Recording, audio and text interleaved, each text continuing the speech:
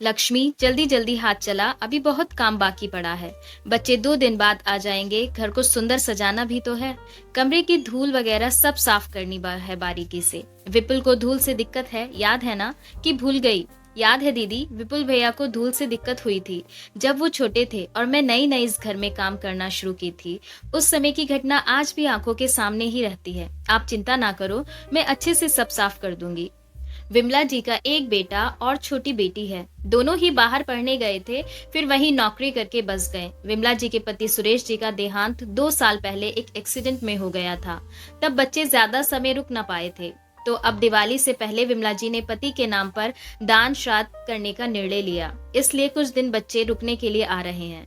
बच्चे भी खुश थे कि कुछ दिन माँ के साथ उन्हीं पुरानी यादों में समय बिता पाएंगे जो हमेशा से याद करते आए हैं। सुबह हो चली थी, विमला जी बच्चों के आने का इंतजार कर रही थी।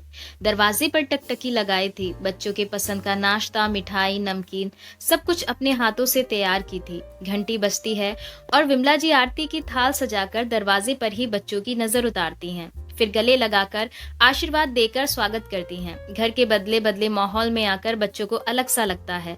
घर का रंग बदल चुका था, पर्दे अलग से टंगे हुए थे, एकदम नया एहसास था। बहू रीमा ने माँ जी के पैर छूकर आशीर्वाद लिया। माँ ने उनके लिए गर्मा गर्म पकौड़ी लगाई, दही, जलेबी और नमकीन दी। उसे देखकर बच्चे बहुत खुश हो गए। कितने साल हो गए हैं माँ, तुम्हारे हाथ का कुछ बना खाने को तरस गए थे। आज भी वही खुशबू और स्वाद है, वह मजा आ गया।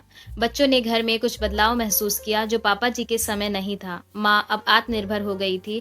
विमला जी ने जो समय अकेले काटा है, शायद उस वजह से उन्होंने खुद को व्यस्त रखना और खुद को खुश रखने का जरिया ढूंढ लिया था।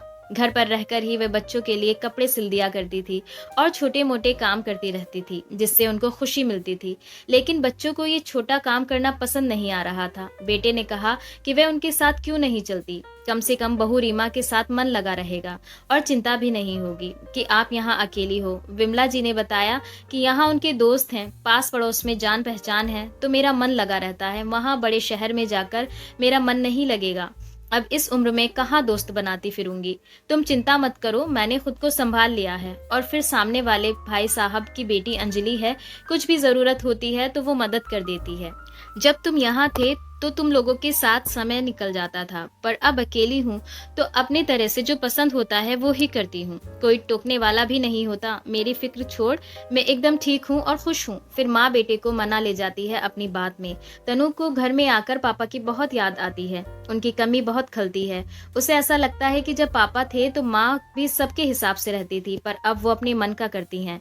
ये बात जब विमला जी को पता चलती है तो उन्हें दुख पहुंचता है और वे तनु को समझाती हैं, तुम बच्चे जब शांत थे तो तुम्हारी पसंद के हिसाब से सब होता रहा, इसलिए तुम लोगों को कभी नहीं खला। लेकिन अब तुम दूर रहते हो तो क्या मेरा हक नहीं बनता कि मैं अपनी जिंदगी अपने हिसाब से जीऊं? माँ बाप की भी अपनी जिंदगी होती है। क्या हमेशा बच्चों के लिए या बच्चों के हिसाब से ही माँ बाप जिंदगी जिए? रिश्ते बदलते हैं, एहसास बदलते हैं, ये तो प्राकृतिक है। तनु ने अपनी माँ की बात को गौर किया तो उसे समझ में आया कि माँ बाप सिर्फ बच्चों के लिए जीते आए हैं। उनका भी हक है अपनी जिंदगी अपनी खुशी से जिए। बच्चे दूर रहकर अपनी लाइफ स्टाइल को नहीं बदल सकते, तो फिर माँ बाप बच्चों के जाने के बाद खुद को क्यों ना बदले? विमला जी की इन सब बातों से परिवार का नजरिया और सोच में बदलाव आ जाता है। दिवाली का समय भी आ जाता है। विपुल, रीमा और तनु ने विमला जी के साथ मिलकर पूरे परिवार ने खूब मस्ती की। बच्चों को खुश देखकर माँ की फीकी पड़ी दिवाली रंगीन हो जाती है। यही है बदलते रिश्ते, हिंदी कहानी। हमारे माता पिता अपनी जवानी के दिनों में हमारी पढ़ाई लिखाई और अच्छी परवरिश के लिए अपना जीवन लगा देते हैं। हमें अच्छी सुख सुविधाएं देने के लिए पापा 6 महीने 1 साल बाहर रहकर कड़ी मेहनत करके कमाते हैं और हमारी माँ हमें खिलाने के चक्कर में खुद खाना भूल जाती है। हमारे माँ बाप हमारी खुशियों में ही अपनी खुशियाँ ढूंढ लेते हैं और जब उन्हें हमारी जरूरत होती है तो हमारे लिए वे लोग बोझ बन जाते हैं, और अगर वे अपने हिसाब से जिंदगी जीना चाहते हैं तो उसमें भी हम दखल देते हैं। धन्यवाद। अगर आपको ये कहानी पसंद आई है तो like, comment, share and subscribe करना ना भूलें। Thanks for watching.